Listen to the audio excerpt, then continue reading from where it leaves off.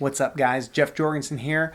I have been super busy and I'm going to start this video out for my buddy Brian Auer, who does awesome real estate. I'm just going to tease him a little bit. I've been doing crazy videos for weddings. What you doing is making me feel like I'm falling. Yeah, I'm falling in love. Bloggers. I've been doing sports games.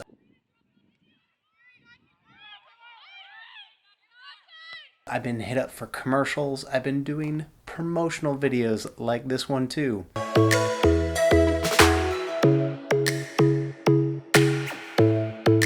But that's just a taste, just to tease you. Today I'm going to talk about why sleep is important for you in your everyday life and why not getting sleep is actually really harmful for you. Check it out.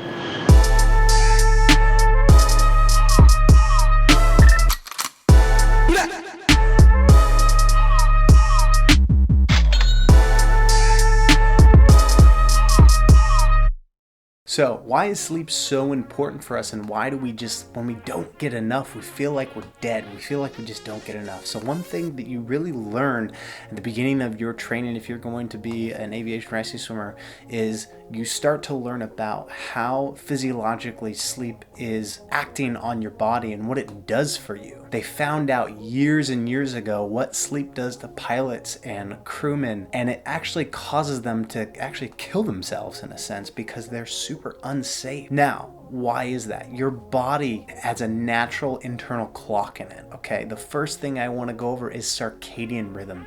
Have you ever got a complete enough amount of sleep? You got 8 hours or whatever your body needs, and then all of a sudden, the next day, you're tired. But caveat is, the day before you actually got this sleep, or the night before you got this sleep, basically the prior night too, you stayed up till 12 o'clock at night. This plays into circadian rhythm. Circadian rhythm is your natural ebb and flow of your sleep cycle. So your body gets used to this. It gets used to priming this too off of the daylight. The daylight primes this. This is why I, and my wife gives me crap, I sleep with a sleep mask on. Because I do, in a sense, shift work where I will fly at night some nights till 12:30, sometimes 2 o'clock in the morning, and then the next day I might fly until and wake up at 5 a.m. and brief. So it just depends what's going on that day, and I need to make sure that I get that full amount of sleep. I find it really entertaining, those individuals that come to the table and say, oh, I only get like 5 hours of sleep and I'm good. First of all, you're a liar. You're not good. You're actually doing permanent damage to yourself, and there are a very minute amount of people that they've proven that actually can function on a low amount of sleep. Just like people who multitask are liars.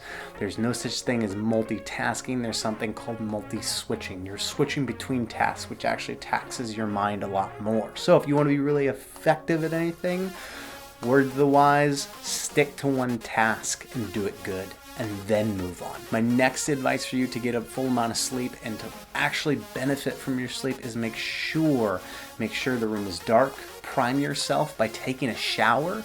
Once you raise that temperature, when you actually go into your sleep cycles, your 4 sleep cycles, your body temperature will actually start to lower. By raising your temperature with a warm shower and then bringing it back down, it kind of primes the body to actually go to sleep.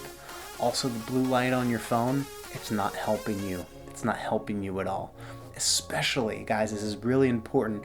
If you're training at a very high level, you need that sleep. You need that sleep in order for your muscles to recuperate. And on top of that, what I'm going to get into these sleep cycles or these sleep phases, you'll understand what it is. So you have 4 different stages of sleep. Your first stage, or your pre-awake stage, you have these waves that kind of go really quick and really fast, and it's basically your mind is really active.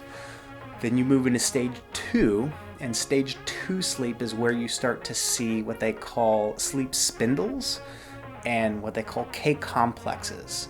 Sleep spindles are actually, they've found by stimulating people's sleep spindles while they're sleeping, recently they found this out, that this is really heavily involved in memory.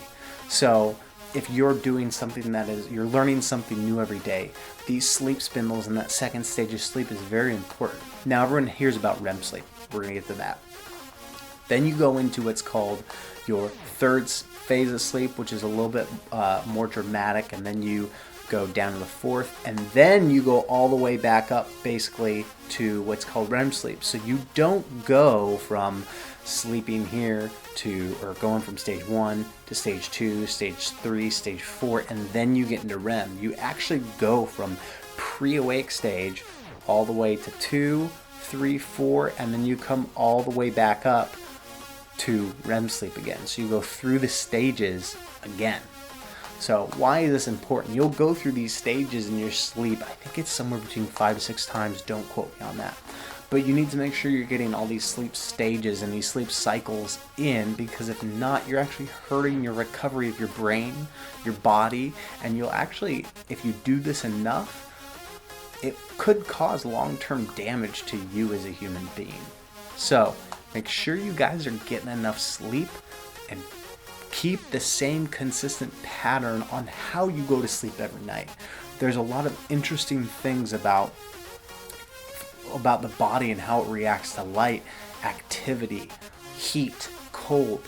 Make sure you're consistent on when you're going to sleep, and that will help in your recovery process, whether you're pushing your mind or you're pushing your body.